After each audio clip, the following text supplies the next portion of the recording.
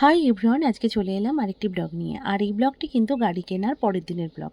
পরের দিনই যথারীতি শনিবার পড়েছিল, তাই আমরা কিন্তু সেদিনকেই গাড়ি নিয়ে পুজো দিতে গেছিলাম কোথায়? আমাদের কুলপুকুর মন্দিরে।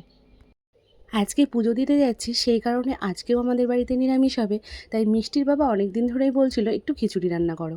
আর আমার মাও আগে একবার এসেছিল যখন, তখন আমার কাছে খিচুড়ি খেতে চেয়েছিল। তাই ভেবে দেখলাম আমাদের বাড়িতে সবাই তো খিচুড়ি খেতে ভালোবাসে আমার শ্বশুরমশাই ছাড়া, তাহলে আজকে খিচুড়ি করে নেওয়া যাক। তাই খিচুড়ি করা হয়েছে, আর শ্বশুরমশাইয়ের জন্য আলাদা করে ভাত করা হয়েছে। খিচুড়ির সঙ্গে সেরকম কিছু করা হয়নি, কারণ তাড়াহুড়ো করে রান্না করে বেরিয়ে গেছি। খিচুড়ির মধ্যেই সবজি দেওয়া হয়েছে, শুধু পাঁপড় ভাজা হয়েছিল খিচুড়ির সঙ্গে। আর সেটা কিন্তু মিষ্টির বাবা ভেজেছিল। ফাইনালি আমরা গুছিয়ে গেছি, বেরিয়ে পড়েছি। আর আমাদের আগে তো বললামই যে আমার বাবা আর মিষ্টির বাবা আগেই চলে গেছে স্কুটিতে।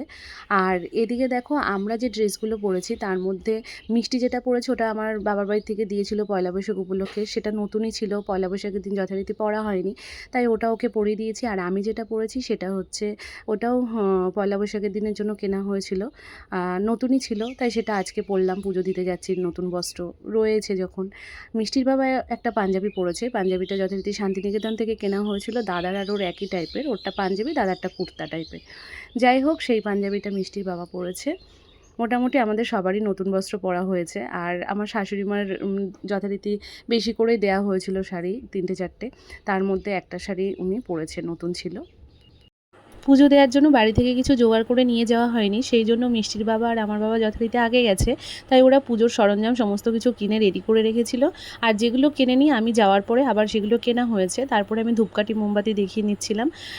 ধূপকাঠি মোমবাতি দেখানোর পরে এক জায়গায় গিয়ে আমরা বসেছি। আর মিষ্টির ভাই যথারীতি গেছে, দুই দুষ্টু এক জায়গায় হয়েছে। ওরা দুজনেই প্রথম থেকে একদম শেষ পর্যন্ত প্রচুর খেলা করেছে।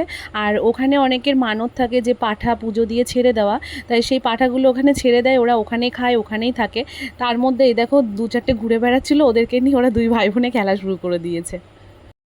আজকে এই খুশির দিনে আমার দাদাভাই যদি বেঁচে থাকতো ভীষণ খুশি হতো। ও সবসময় বলতো, তোদের একটা গাড়ির দরকার, তোরা এত গাড়ি ভাড়া দিয়ে এখানে ওখানে যাস, আর তোদের প্রচুর বেরোনো পড়ে, একটা গাড়ি না হলেই নয়। আর আমরা নিজেদের মধ্যে এটাও আলোচনা করেছিলাম যে আমাদের হয়ে যাওয়ার পরে দাদাকেও একটা কিনে দেওয়া হবে। গাড়ি কেনার দিন থেকে বাবা মা যেমন প্রচণ্ড খুশিও হয়েছে, তেমনি খুব মন খারাপ করছিল, কারণ ওদেরও মনে মনে ছিল যে দাদাকে একটা গাড়ি কিনে দেবে। যথারীতি সেই সব চিন্তাভাবনা করে ওরাও মনটা ভার করেছিল, কিন্তু যথারীতি আমাদের একটা শুভ দিন, আনন্দের দিন, ওই জন্য সেটা ওরা প্রকাশ করছিল না। কিন্তু যতই হোক, আমি তো মেয়ে, আমি তো বুঝি ওদের মনের কষ্টটা। পুজো দিতে গিয়ে একটা অঘটন ঘটে যাচ্ছিল। মিষ্টির সঙ্গে মিষ্টির ভাই খেলছিল, তোমরা তো দেখতেই পেলে। এবার মাঝে পুজোর পরে যথারীতি শান্তির জল ছেটায়। এবার শান্তির জল নেওয়ার জন্য মিষ্টির বাবা কী করেছে, মিষ্টিকে নিয়ে ছুটে ছুটে বেড়াচ্ছে শান্তির জল নেবে। পুচকোটা ছিল, এবার ও ভেবেছে কি আমার শাশুড়ি মার কাছে আছে পুচকোটাকে আমার শাশুড়ি মা আবার ভাবছে ওর ওর ধরেছে হয়তো, এরকম কিছু ভেবে মোটামুটি আমার শাশুড়ি মাও ধরেনি, মিষ্টির বাবাও ধরেনি। এবার ও কী করেছে, সে ভিড়ের মধ্যে চলে গেছে। এবার ছোটো মানুষ তো, এবার যথারীতি ওকে আর খুঁজে পাওয়া যাচ্ছে না, আমরা পাগলের মতন খুঁজে খুঁজে বেড়াচ্ছি, ও কোথায় গেল কোথায় গেল। আমার তো মামি শাশুড়ি কান্না শুরু করে দিয়েছে, আর আমার তো বুকে আর জল নেই, এমন অবস্থা, পাশেই পুকুর যথারীতি। সবাই আমরা চারিদিকে খোঁজাখুঁজি করছি, তখন দেখছি ওই ভেতর থেকে বেরিয়ে আসছে। তারপরে আমাদের সবার শান্তি হয়েছে। এই দেখো বন্ধুরা, আমরা বাড়িতে চলে এসেছি। আর বাড়িতে আস্তে আস্তে প্রায় আমাদের 3-3:30 বেজে গেছিলো।